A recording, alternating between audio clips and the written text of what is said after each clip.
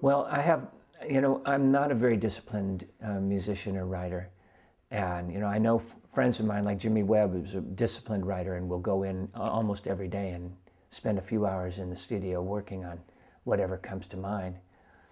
And for me, I have my little ones. I still have a 10-year-old and a 14-year-old at home.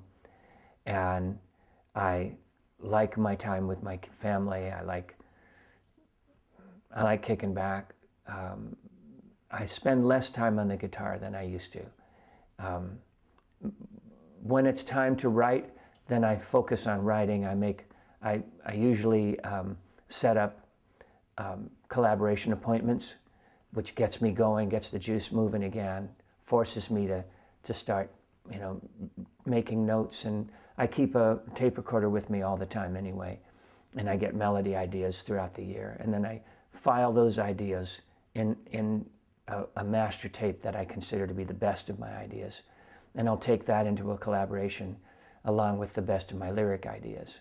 So I keep a notebook with me all the time. I probably have one on me right now, as a matter of fact. Yeah. This sucker's getting a little beat up. This is analog. I gotta take care of this because, this is where the next album is coming from. And, but it's just the habit of a writer. I just keep going, keep trying to write down the things that I notice as I go. But so my discipline about playing comes in mostly before a tour. I'll do a couple weeks of rehearsal, and I'll start to really shed on the stuff I should know how to play by the time I hit the stage. And my discipline as a writer comes when I start making those appointments and start forcing myself into doing what my craft is, doing what I've done all my life.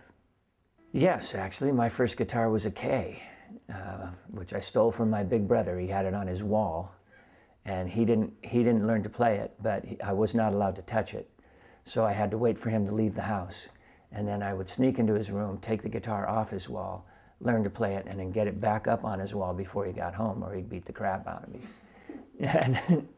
And so something about that pressure really forced me to study. When I had the guitar down off the wall, I had to really get into it. But once I showed him that I could play the Beatles songbook, then he was pleased that I'd learned to play his guitar, because then we could sit around and jam and sing songs together. And I actually had that K for many years. I was just... Was it the one with the F holes in it, or was it the one with the... No, it was just a regular acoustic guitar, yeah, but with a big neck on it. I think it was probably intended to be a nylon string guitar, because it had such a wide neck on it. Now, what year yeah. What year was that? Yeah. That was long ago. that was 1964 or 5, right when you're supposed to pick up a guitar and play it, right after the Beatles showed up. What I like about Elixir Strings is that they have a sound all their own. They have a unique quality, especially on the low end, that I like. It's for when I'm after that sound, and it's a smoother sound than, say, a straight bronze, because of the way the string is treated.